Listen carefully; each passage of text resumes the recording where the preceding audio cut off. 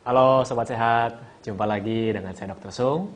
Pada video kali ini saya mau bahas 8 risiko akibat kekurangan sinar matahari.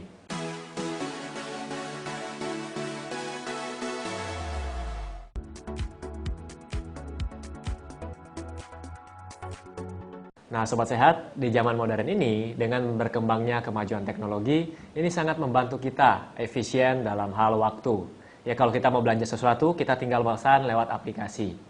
Hanya menggunakan jari. Nah, berbeda dengan zaman dulu, kalau kita mau pergi belanja sesuatu, kita harus keluar rumah, berjalan kaki misalnya, atau naik sepeda. Kalau sekarang, Anda tinggal pakai aplikasi, ataupun kalau Anda harus keluar rumah, Anda menggunakan kendaraan, mobil misalnya. Sebenarnya baik untuk membantu kita lebih efisien, tapi sisi negatifnya atau sisi jeleknya adalah kita jadi jarang keluar rumah, dan kalaupun keluar rumah kita menggunakan mobil, akhirnya kita kurang mendapatkan atau kurang terpapar sinar matahari. Lalu apa akibatnya kalau tubuh kita kekurangan sinar matahari? Dulu kita semua pernah belajar di sekolah dasar bahwa ketika kita berjemur atau terkena sinar matahari, maka tubuh kita akan mendapatkan vitamin D. Namun masih banyak yang salah mengerti.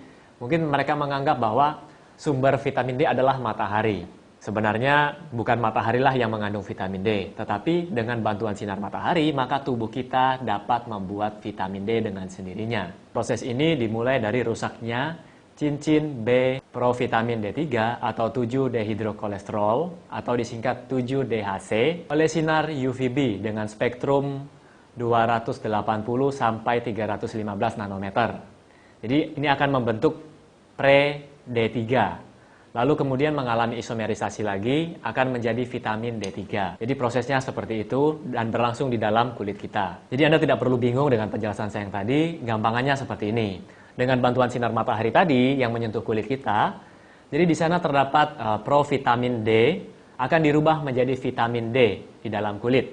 Tapi tentunya dengan bantuan sinar matahari. Nah, mungkin Anda bertanya, saya harus jemur jam berapa, Dok? Ya, kayak jemuran aja dijemur. Jadi Anda harus terkena sinar matahari jam 10 hingga jam 3 sore. Anda pilih waktu yang tepat buat Anda. Ketika berjemur atau ketika Anda mencari sinar matahari, usahakan jangan menggunakan topi, jangan menggunakan payung, lengan panjang, celana panjang, ya.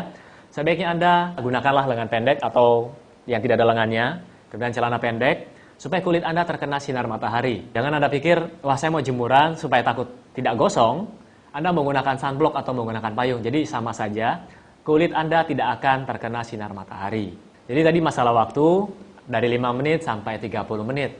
Loh, kenapa ada yang hanya 5 menit, kenapa ada yang kok sampai 30 menit? Itu kan dari 5 ke 30 kan sampai 6 kali lipat waktunya. Jadi saya mau jelaskan dulu, setiap orang pigmentasi kulitnya berbeda-beda. Ada yang pigmentasinya sedikit, ada yang pigmentasinya lebih banyak. Jadi pigmentasi ini seperti payung alami di kulit untuk mencegah tembusnya sinar matahari. Kalau sinar matahari tidak sampai menembus 7-DHC tadi yang saya sebutkan sebelumnya, otomatis sinar matahari tidak bisa dirubah menjadi vitamin D3. Nah, bagi orang tua juga, kadar 7-DHC-nya sudah mulai menurun. Jadi orang tua itu membutuhkan sinar, istilahnya dijemur lebih lama daripada dewasa muda. Karena kadar 7-DHC-nya sudah berkurang hingga 70%. Terus ada yang mungkin dari Sobat Sehat yang bertanya, pigmentasi itu apa, Dok? Nah, pigmentasi ini berhubungan dengan melanin yang terkandung di dalam kulit. Jadi semakin banyak melaninnya, maka perlindungan terhadap sinar UV tadi semakin kuat. Jadi tiap orang berbeda-beda, mulai dari warna kulitnya putih, kuning, kemudian coklat, sampai warna gelap. Jadi pada orang yang kulitnya berwarna gelap, pigmentasinya lebih banyak. Jadi membutuhkan waktu lebih lama untuk berjemur agar sinar matahari dapat menembus 7-DHC tadi. Jika tidak, percuma karena perlindungannya lebih kuat pada orang yang pigmentasinya lebih tinggi. Terus bagaimana dengan penggunaan tabir surya atau sunblock? Dengan menggunakan tabir surya, mungkin Anda takut gosong ya.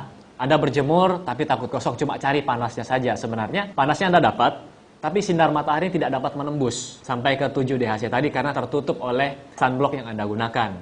Jadi ini bisa mengurangi hingga 95% produksi vitamin D3 jika Anda menggunakan sunblock dengan SPF 30 ke atas. Terus kalau saya berjemur terlalu lama gimana, Dok? Anak saya kan suka main bola, suka main layangan di lapangan ya. Kalau kelebihan vitamin D3 gimana? Nggak overdosis, Dok? Jadi gini, saya mau jelaskan dulu. Vitamin D3 ini kan prosesnya secara alami dibentuk oleh tubuh kita sendiri. Jadi tidak akan mengalami overdosis atau keracunan karena Ketika terpapar sinar matahari atau UVB yang lama, yang panjang, otomatis tubuh akan menginaktivasi atau menonaktifkan proses pembuatan vitamin tadi. Jadi jangan khawatir buat para ibu atau para orang tua yang anaknya suka main bola atau suka main layangan. Tubuh kita otomatis menghentikan produksinya jika sudah cukup. Lalu ada pertanyaan lagi, kalau vitamin D3 atau vitamin D ini mudah didapat dengan sinar matahari aja sudah cukup, kenapa kok masih banyak yang kekurangan vitamin D? Jadi faktor yang pertama mungkin Anda tidak terkena sinar matahari yang cukup. Ya mungkin kesalahan tadi, saya pergi berjemur tapi gunakan lengan panjang, pakai topi atau pakai payung. Jadi itu percuma. Atau mungkin Anda lupa Anda menggunakan sunblock. Kemudian faktor yang kedua mungkin Anda ada gangguan malabsorpsi lemak. Karena vitamin D ini larut dalam lemak, metabolisnya membutuhkan lemak. Ketika Anda mengalami malabsorpsi lemak, maka otomatis akan terganggu produksinya atau sintesisnya. Kemudian faktor yang lainnya adalah Anda mungkin mengkonsumsi obat-obatan seperti obat-obatan antikonvulsan, obat-obatan HIV/AIDS, dan golongan kortikosteroid. Atau juga ginjal Anda sedang bermasalah. Jadi faktor-faktor ini juga dapat menghambat pembentukan atau kekurangan vitamin D dalam tubuh Anda. Lalu kita lanjut ke metabolisme vitamin D. Jadi vitamin D tadi yang sudah diproses dengan bantuan sinar matahari, masuk ke dalam sistem limfatik, kemudian ditransfer lagi ke sistem pembuluh darah. Lalu dari pembuluh darah, vitamin D ini diikat oleh vitamin D binding protein, ya, lalu ditransfer ke dalam hati. Jadi vitamin D ini harus diikat, alat transportasinya adalah protein, untuk masuk ke dalam hati. Lalu di dalam hati vitamin D ini dirubah lagi menjadi 25-hidroksi vitamin D atau 25-OHD. Nah, ini merupakan bentuk yang masih tidak aktif dan merupakan indikator untuk pemeriksaan vitamin D dalam darah. Nah, setelah melalui liver tadi atau hati, dilanjutkan prosesnya di ginjal.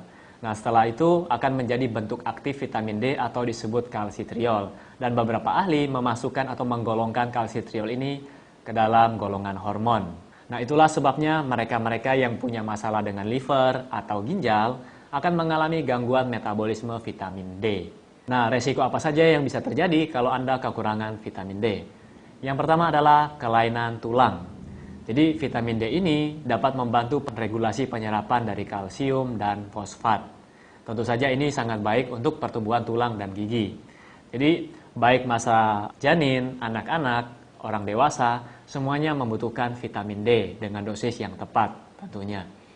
Apa yang terjadi jika kekurangan? Maka pada anak-anak bisa terjadi penyakit namanya rickettsia. Anda bisa lihat gambarnya di sini.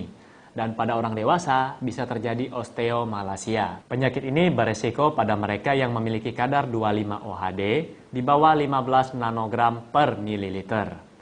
Kemudian penyakit yang selanjutnya atau resiko yang selanjutnya adalah osteoporosis dan fraktur. Penurunan kadar 25-OHD tadi mengarah ke penyakit hiperparatiroid sekunder. Jadi di sana terjadi gangguan proses pembentukan tulang. Secara alami, tulang ini mengalami perombakan dan pembentukan setiap harinya. Jadi tidak mungkin tulang kita akan bertumbuh terus. Tentu saja ada perombakan di sana. Namun dengan gangguan ini, perombakannya akan lebih besar dibandingkan pembentukan kembali. Akhirnya tulang ini mudah rapuh atau kita sebut dengan osteopenia, dan jika lebih parah akan mengalami osteoporosis pada dewasa. Kemudian yang ketiga adalah resiko kelemahan otot. Jadi resiko ini dikaitkan dengan kekurangan vitamin D3. Mereka-mereka yang kekurangan vitamin D3 biasanya mengalami kelemahan pada bagian otot-otot proksimal, jadi seperti tungkai atas dan tungkai bawah. Juga berpengaruh terhadap kecepatan kerja. Lalu yang keempat adalah resiko terkena kanker. Jadi bentuk aktif dari vitamin D3 ini atau kalsitriol itu dapat menghambat pertumbuhan sel kanker dengan proses apoptosis. Mungkin Anda bertanya, apa sih apoptosis tadi? Nah, apoptosis adalah mekanisme biologis yang mengatur kematian sel. Jadi kematian sel yang terprogram. Lalu yang kelima adalah resiko penyakit kardiovaskuler seperti hipertensi, penyakit jantung, kemudian resiko penyakit diabetes juga. Yang keenam adalah resiko penyakit autoimun. Jadi beberapa penyakit autoimun seperti asma, kemudian psoriasis, itu juga dikaitkan dengan kurangnya atau defisiensi vitamin D. Terus yang ketujuh adalah chronic pain. Jadi bagi Anda yang selalu merasa nyeri semua, otot-otot Anda, badan Anda, mungkin bisa jadi Anda kurang berjemur, akhirnya Anda kurang mendapatkan vitamin D. Lalu yang terakhir adalah depresi dan insomnia. Nah, ini juga dikaitkan dengan kurangnya vitamin D. Bagi Anda yang sering stres, mengalami depresi, susah tidur di malam hari, coba evaluasi. Mungkin Anda kurang berteman dengan matahari. Jadi sebaiknya jam 10 sampai jam 3 Anda luangkan waktu Anda untuk berjemur. Jadi Sobat Sehat, semua resiko tadi yang telah saya sebutkan, itu ada kaitannya dengan kekurangan vitamin D. Coba Anda evaluasi lagi, mungkin Anda kekurangan sinar matahari atau vitamin D. Jadi bagi Anda yang sibuk kerja, coba luangkan waktu seminggu minimal 2 kali. Saya biasanya menyarankan pasien 3 kali sampai 5 kali untuk berolahraga dan kena sinar matahari. Tapi bagi Anda yang waktunya sangat mepet, ya paling tidak 2 kali dalam seminggu. Dan semoga informasi yang saya berikan ini dapat Anda mengerti. Mungkin tadi banyak bahasa-bahasa medis, tapi saya sudah jelaskan dengan bahasa manusia ya. Semoga Anda mengerti dan Anda bisa share ke teman-teman Anda. Bagi Anda yang menyukai channel kesehatan seperti ini, silakan klik like di bawah ini, subscribe, dan share pada teman-teman Anda. Sampai jumpa di video saya selanjutnya. Salam hebat luar biasa.